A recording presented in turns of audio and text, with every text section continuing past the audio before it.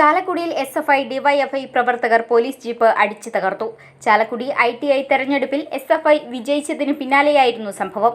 വിജയാഹ്ലാദത്തോടെ പ്രകടനം നടത്തിയ പ്രവർത്തകർ മടങ്ങുന്നതിനിടയിലാണ് പോലീസ് ജീപ്പിന്റെ മുൻവശത്തെ ചില്ല് അടിച്ചു തകർത്തത്. പിന്നീട് പ്രതിയെ പോലീസ് ബലം പ്രയോഗിച്ച് കസ്റ്റഡിയിലെടുത്തു. തെരഞ്ഞെടുപ്പിന് മുൻപ് ITIക്ക് മുന്നിലെ കൊടിതോരണങ്ങൾ പോലീസ് അഴിച്ചിരുന്നു. ഇതാണ് പ്രകോപനത്തിന് കാരണമെന്ന് കരുതുന്നു.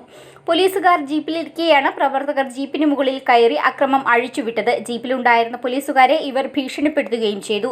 ചാലക്കുടിയിലെ DYFI നേതാവ് നിതിൻ പുല്ലന്റെ നേതൃത്വത്തിലാണ് ജീപ്പിന് നേരെ ആക്രമണം നടത്തിയതെന്ന് പറയുന്നു.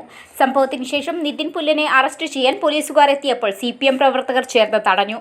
ബലം പ്രയോഗിച്ച് നിതിൻ പുല്ലനെ പോലീസുകാർ പിടികൂടിയെങ്കിലും ഇയാൾ ഇപ്പോൾ പോലീസ് കസ്റ്റഡിയിൽ നിന്നും ചാടിപ്പോയി.